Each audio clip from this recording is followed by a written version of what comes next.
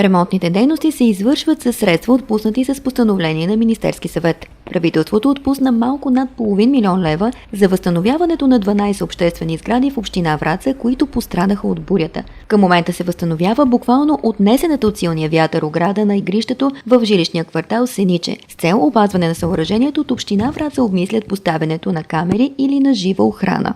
Аз мисля, че един от двата варианта трябва да работи, или видеонаблюдение, или жива охрана. Лично за мен живата охрана е много по-добрия вариант, тъй като дава възможност за адекватна бърза намеса и реакция. Живеещите в района също смятат, че живата охрана е по-добрия вариант. Камерите ще регистрират, а пък живата охрана може да предотврати. Тия камери може да се замерват от някои, не такива деца. Тоест смятате, че живата охрана е по-добре? Да, охраната е по-добре. Според мен няма, защото след те ще ги запишат и след това ще се види. Ако има някой човек, който да обикаля и да въвежда някакъв ред, ще бъде по-добре. Жива охрана наистина е по-добре. Аз съм на 81 година, ама мисля, че вечер да излеза до магазина по-късно ме е страх. Наличието на 8 контейнера за смет обаче не възпира гражданите да изхвърлят отпадъците си извън обозначените места. Възможността да се влезе в спортното съоръжение в жилищен квартал Сениче от много страни също сякаш привлича някои от съгражданите ни да замърсяват игрището. И докато 8 контейнера за изхвърляне на отпадъци стоят празни, недобросъвестни граждани предпочитат да изхвърлят своите бокулци в или около спортните съоръжения.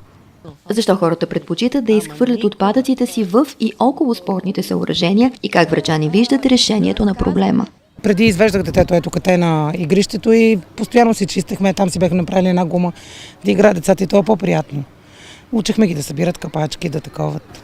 Ма сега не знам. Повече съзнание в хората и помощта от съвета, там, които взимат парички по болести, по нанкво, а имат право на работа, да ги изпращат, да си има редовно, които да си минават. Усилен ремонт тече и на спортното игрище в жилищен комплекс Дъбника. Там е премахната старата и компрометирана настилка и предстои поставянето на изкуствена трева. Въпреки че до привеждането на съоръжението в добър вид има още доста време, най-нетърпеливите вече тренират.